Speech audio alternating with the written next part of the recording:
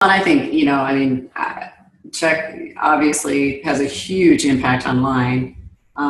Just about almost every day, he's online, with at least 1 to 5 people talking about, like we were on with a couple the other day talking about a church discipline, and they just, wanted to kind of think through it before they met with the person, and everything from that to meeting, doing iron on irons with people, or strengthening and encouraging folks, and just all, Chuck's even coaching people how to coach online. And so that's always been a really fruitful ministry. And so, that is really encouraging and exciting to see. But we're just really happy things are happening in San Antonio, because we've always been happy about the global part, but we've always been like wringing our hands and, like about San Antonio.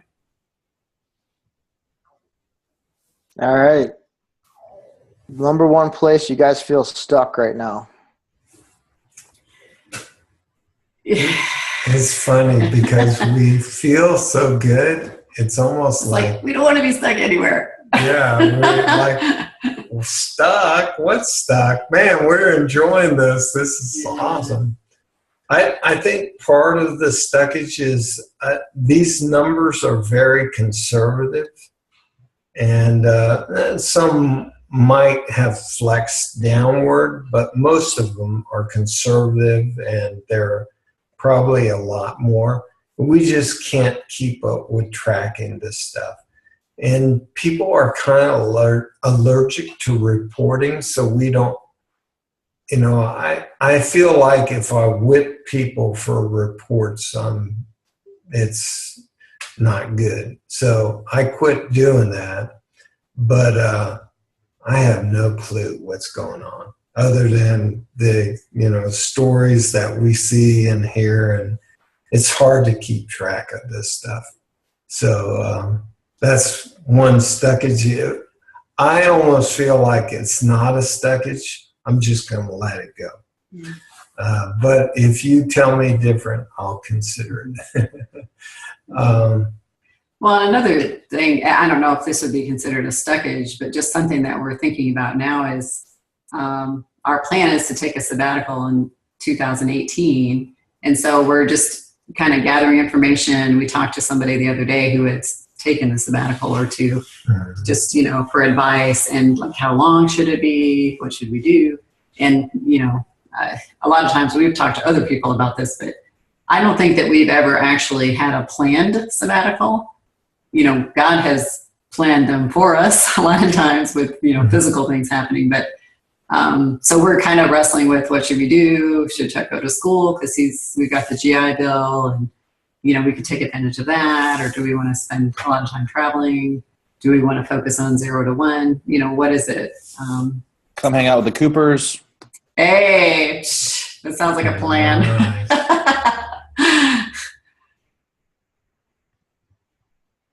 At least for some of the time. Yeah. So the stuckage is maybe, what do I do? I feel like I should take a sabbatical. I don't know what to do for the sabbatical. Is that the question? Well, or what's the best option? I feel like we have lots of choices. We just want to be wise in our decision making,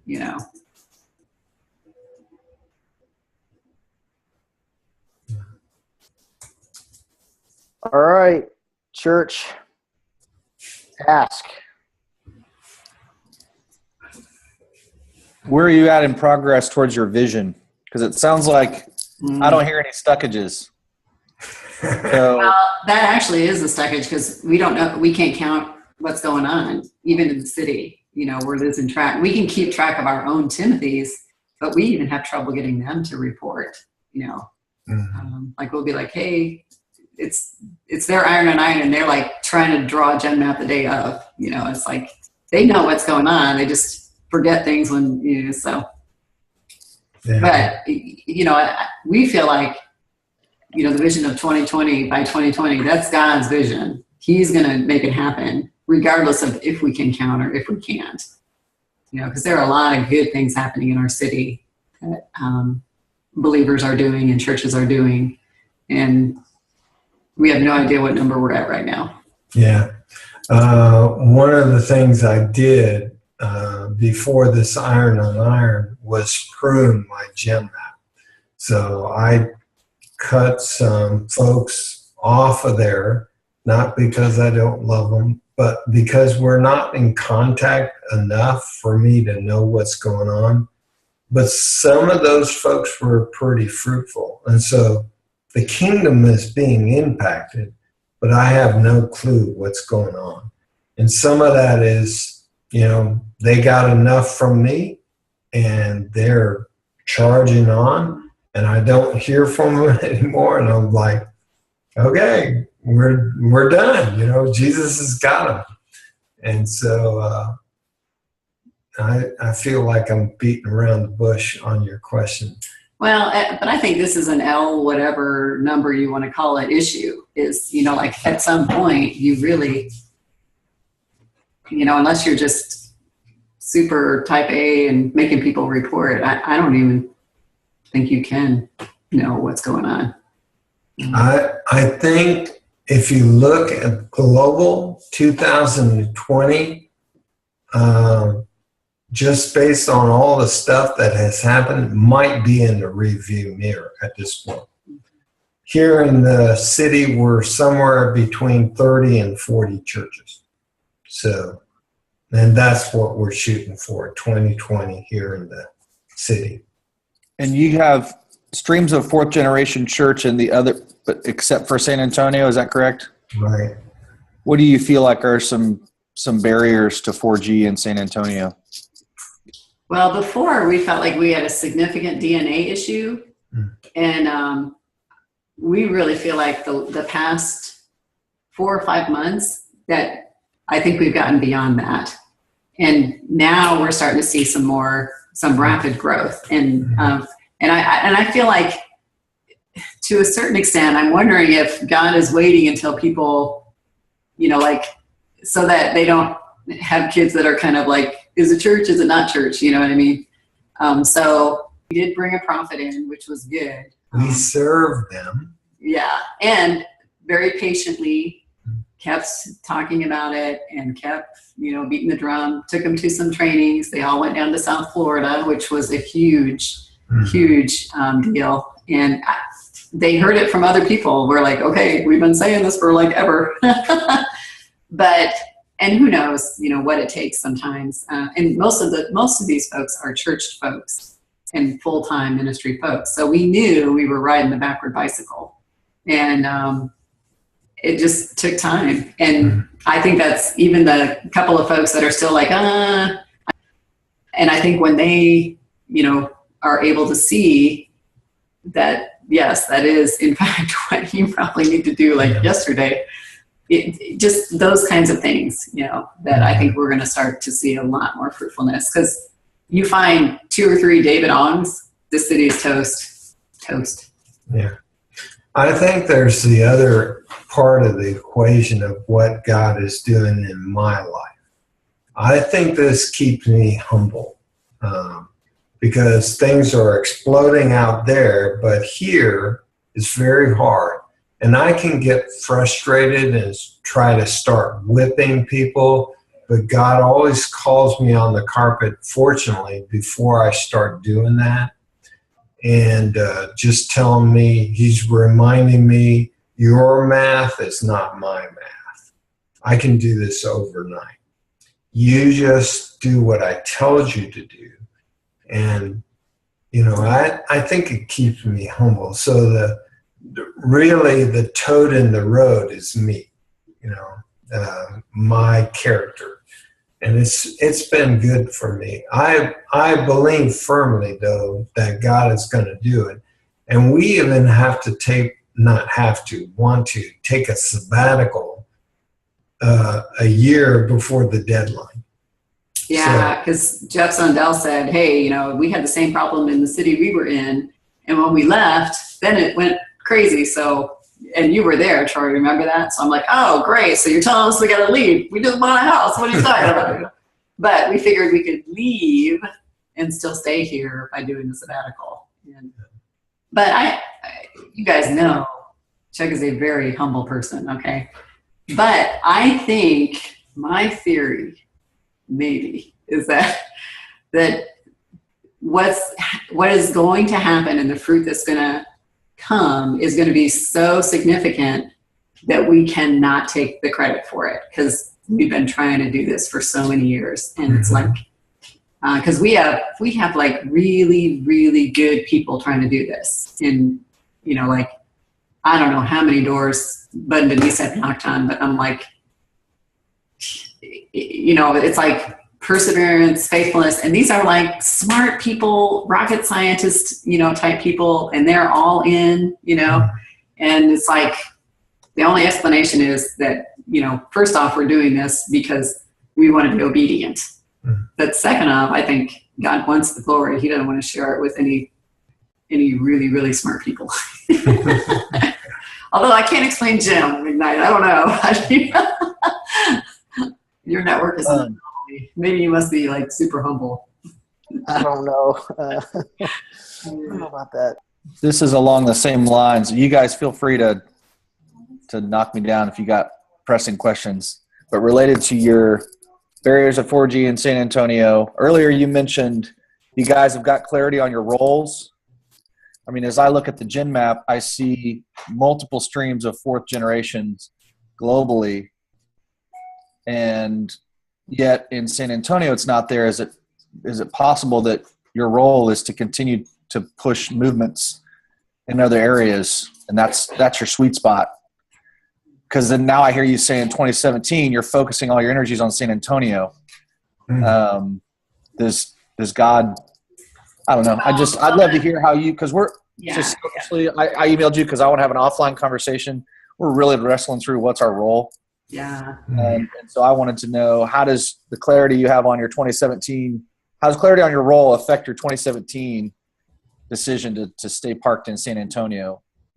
Well, and you know, the 2017 is to stay parked 3 out of 4 weeks of the month. So really 1/4 of the time we still are traveling and doing global things. And, and that seems like it will be enough, especially with online. You know, nowadays you can get so much done online with people because you can see them face to face, you know, so it's maybe not as good as being there, but you know, you can't just hop on a plane and go to Australia every month, you know.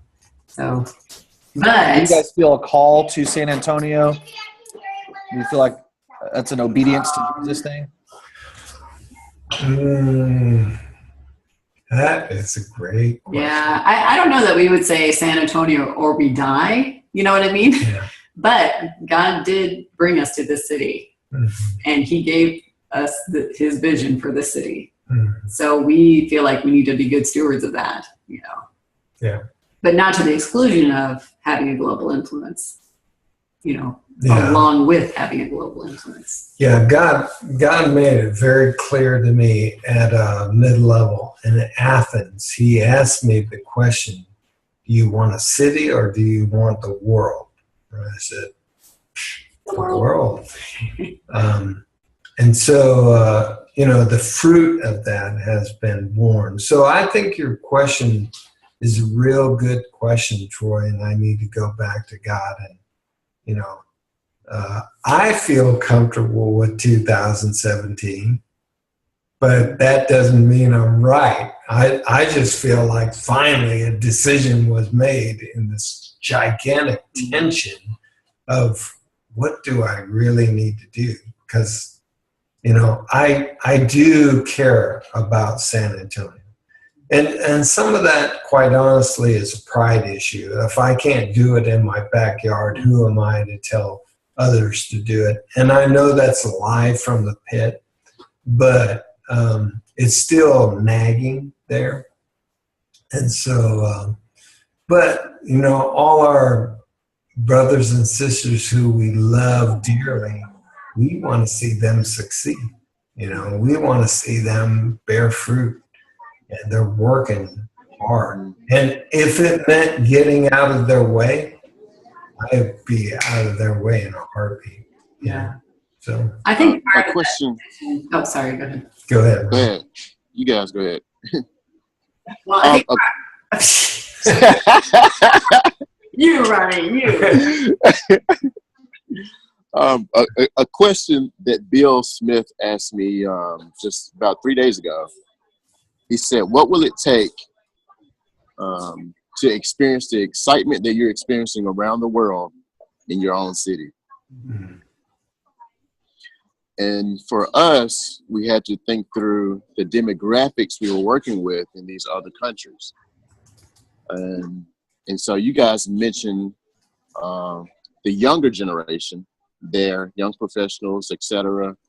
What will it take to see more of them involved in the work? Since that's the demographic that you believe will bring about gospel saturation there. Yeah, and I think, part of the answer to that is collegiate, young single professionals. And those are the kind of folks that we're starting to see come around, which is really exciting. And like this kid from Liberty, he's a senior, and that's one of the campuses that UTSA is not focusing on. So we're not stepping on anybody's feet or anything. And there's huge potential there. And then, like with this young doctor, there's a lot of potential there since they're insiders and they're that age. I think once you get a young person, it's going to be easier to attract more laborers in that category. So I think the first step is start fishing in those areas personally. Lead into the harvest and take the disciples into the harvest. So that's why in the past couple of weeks I've been out on Trinity and Incarnate Word, 2 colleges less than 1 mile or 2 miles from our house. So I'm fishing in those areas, and I think that's part of the answer. yeah, and it's interesting too, because when I'm at the Starbucks down the road, a lot of times I'm running into Trinity students, sharing the gospel with Trinity students. And even though its name is Trinity, it is not a Christian college. Hey, Rachel! Like neither most is of the the people, Catholic college. Yeah, most of the people that I've shared with are not believers. So Great. actually not great, but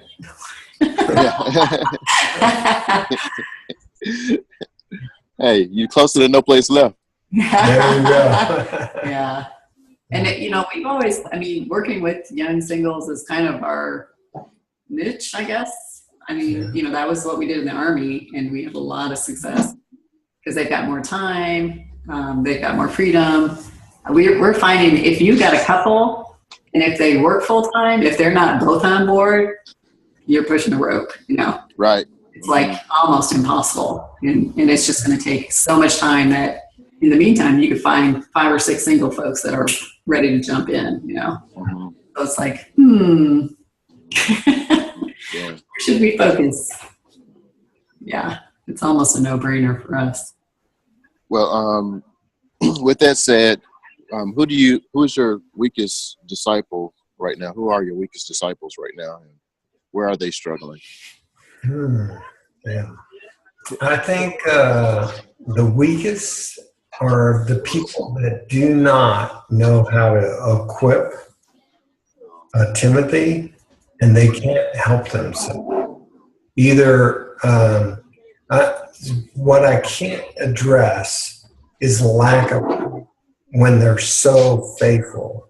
But what I can address is when they do not equip the people that God has given them.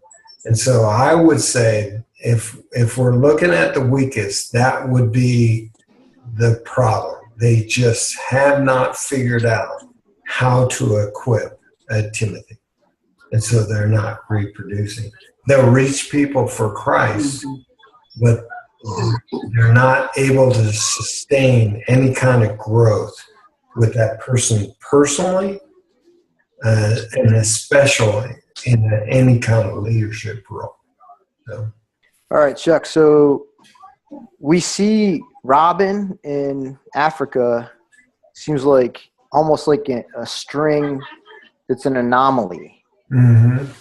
And one of the answers could be it's Africa, and Africa is just on fire in general right now.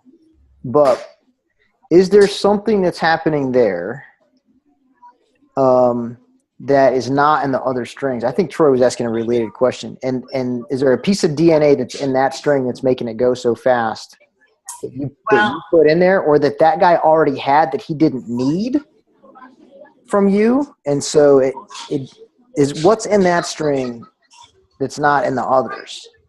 Well, you can almost say the same about Ecuador, because Ecuador just kind of exploded just recently.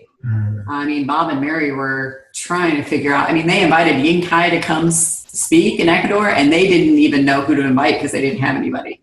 So they just started like calling churches and pastors and telling them he was going to come just to get an audience, And that was just a couple of years ago.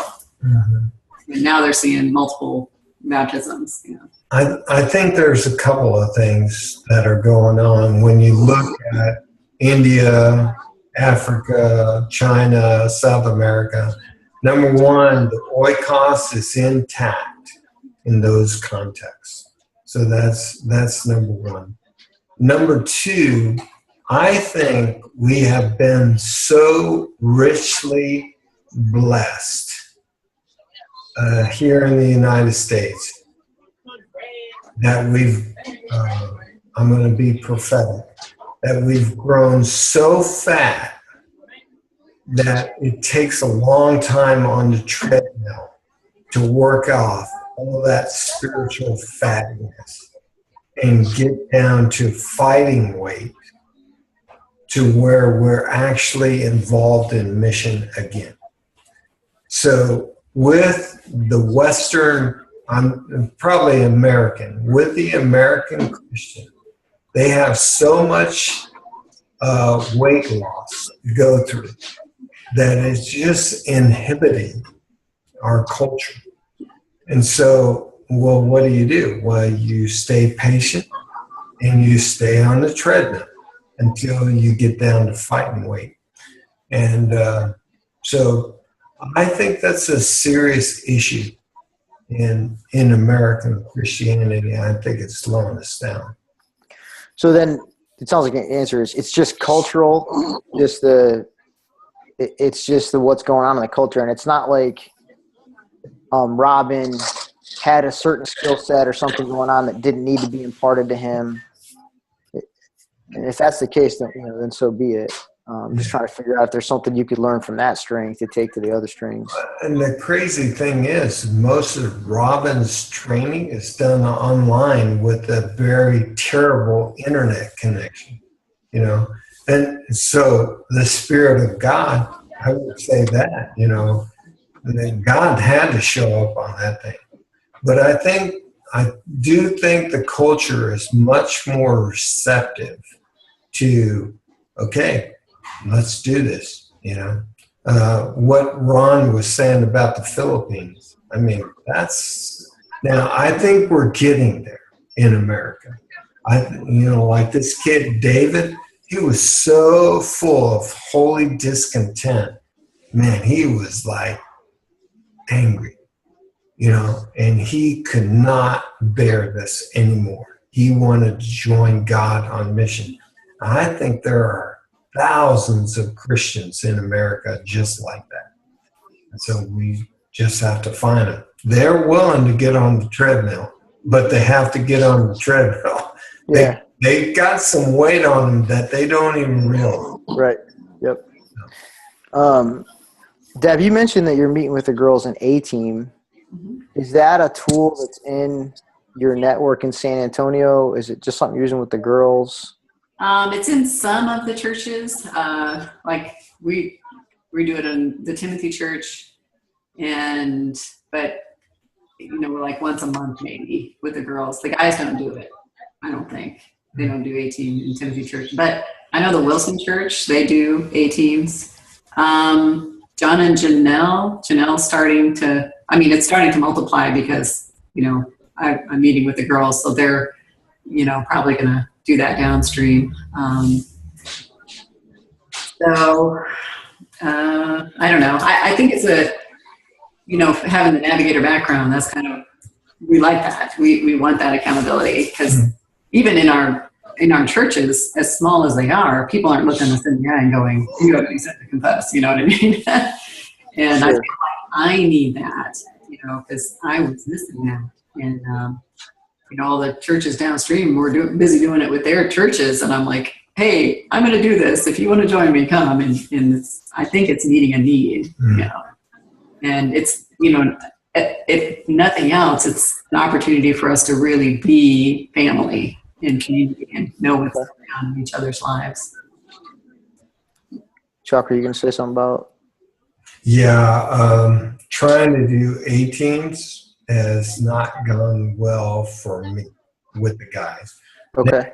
I think it would probably be something good to rebroach, but it just seemed like everybody was too busy. Now, we do meet, like Deb and I will meet with all the Timothys, and there's confrontation in there and repentance, and so we are meeting with them offline outside of church. We're just not using the A-team format. So, what is your best reproducing leadership development tool?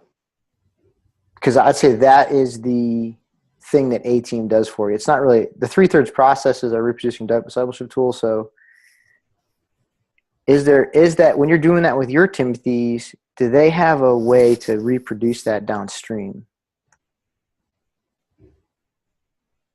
Yeah. I think they would just do what I'm doing, and that's just kind of coaching and talking to whatever the issues are. Right. And walking the dog on where they're at personally and where their Timothys are. More organic. I don't. Right. And that's the best. I do think it's a little less reproducible. So I wonder if dropping that on some of your guys when you're in that they're working second, third gen, they may not be able to do that, reproduce that as quickly downstream. That may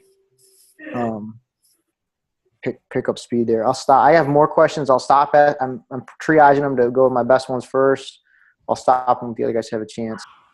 If you don't feel called to San Antonio and you guys are global trainers, have you sensed from the Lord leading you to a strategic city where there's maybe not something happening that you could have access to the planet from more readily than a San Antonio? So did you hear that we just remodeled our bathroom to make it ADA compliant?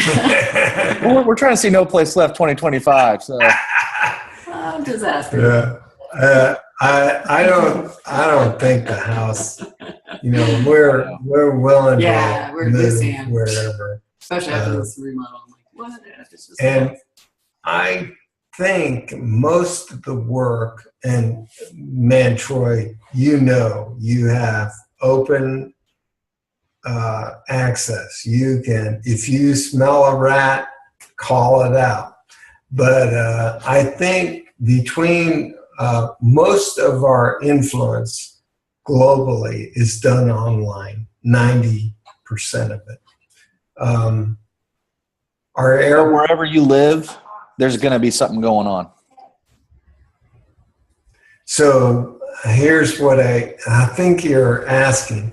Is the frenetic work here in San Antonio getting in the way of doing other things? Well, that's actually, one of the things that we've been doing is recruiting people to come here to train that will be sent out to go to other places. So, I think what we're doing, we can do anywhere.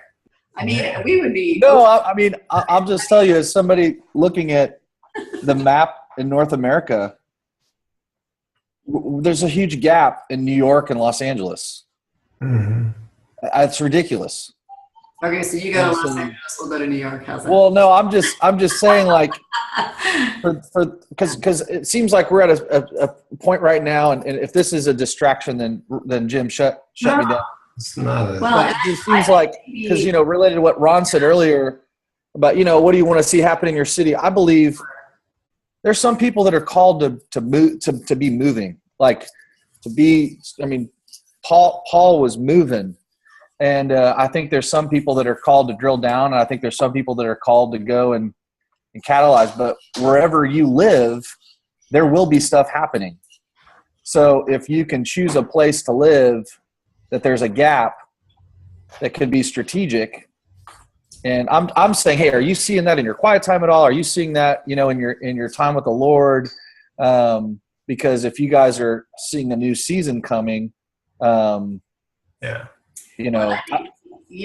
We totally understand what you're saying because we've been there before. We were at Fort Benning and we knew West Point was strategic. And so we actually rented a place up there and spent part of the year up there, but we rented full time all year round just so that we could be there for the time that we could stay because we knew it was such a strategic place, So we totally understand that and what you're saying. And it feels like God has been pretty clear with us when it is time to move, even within the city.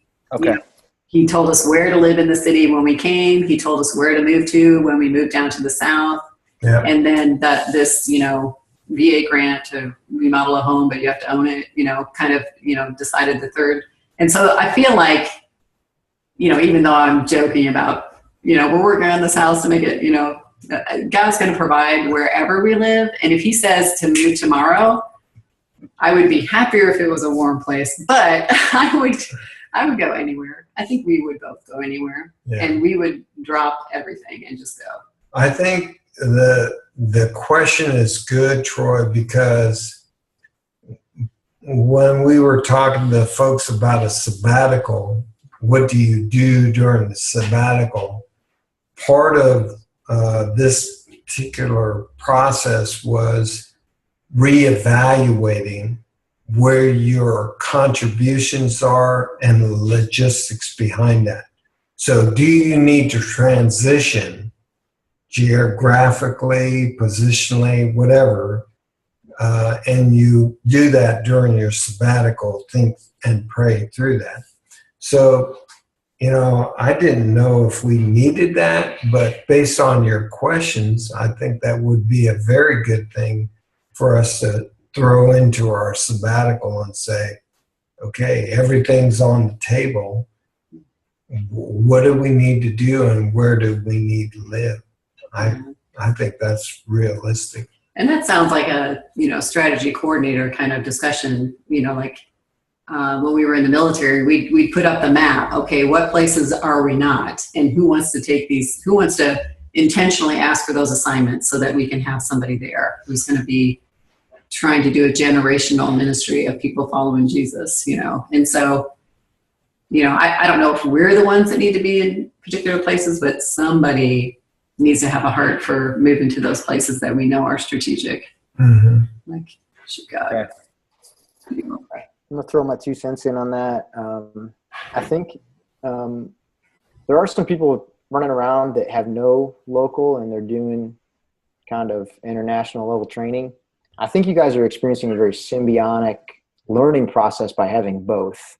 I think Troy was saying, hey, you go to LA or New York, you're going to have something local there going on too. And I really think you guys have the right ratio right now, the 3 weeks to 1 week. And I think San Antonio was a choice because of health reasons too. The doctor said people do better in warmer areas. No. I remember that. Maybe that wasn't right. Those are better, warmer, but we really had an open hand on where to go next. Okay. Yeah. That health wasn't a decision. Matter of fact, they saw something on my lungs. I thought maybe I had cancer again, and I came anyway. It's like, but it wasn't. It was, okay. Physical has never usually been. Okay. But there is the reality. I need 36-inch doors to get through. I need grab bars in the bathroom. So Afghanistan's out. Is I can't live in a grass hut. Right. Yeah. I could. Yeah, it'd be. So the other thing that seems, I think that your timeline suggestion there for when to evaluate it would be maybe 2018, because it doesn't seem like you have a general right now in San Antonio. No. And it would seem like some of the people you're describing, you may in a year to 18 months have somebody that you could feel pretty good about that will finish 2020. Mm. 2020 on your behalf. So I think that, yeah, it's just you want to steward the fruit that's there. Yeah. We got a lot of majors. Yeah. And lieutenant colonels. Yeah. Yeah. Yeah. You need to get a general in there. I think we got a general, but yeah, we'll see. Ron, you look like you want to go. Well, I'm just gonna piggyback on what you said. Considering that you may have some majors or there may not be a general yet, where does the no place left vision need to be inserted or reinserted? The people are pretty, no, they are committed. They have signed the contract in blood. No place left. Mm-hmm. So commitment is. One guy even did a T-shirt that said, like, no place left, no place left. I know. You're very afraid. Okay. Sorry. So one of the things that I lost my train of thought. Sorry, Eddie. No, that's okay. Just the no place Yeah. left. So commitment is not an issue. I think it's more of an issue of timing. The DNA is fixed. I was very concerned about that. Commitment, you can never question anybody on our team's commitment. But I just feel like it's a timing issue. You know, it's just God may have flipped the switch, and we're seeing it coming on in the last couple of months. But I think that's what it's going to take. But you guys can dig into this. I mean, I want your feedback. I'm just like asking because like for us, we have some people who are committed to making disciples, but the vision of no place left it's not consumed them. You know? Right. It's not consuming them. And so we're going back to reinsert that in some particular streams. And so I'm asking you, is that needed where you are in some of your second gen streams to insert the Father's heart? Yeah, that's good. What you just did is you took the focus off of our Timothys and put it downstream on their Timothys. I would say, yeah, we definitely need to make sure the no place left vision is reinserted downstream. And one of the things that we're doing together is training together here in the city just for that reason, to reinsert DNA downstream. So you're asking a great question. That does need to be done downstream. So let me write that down.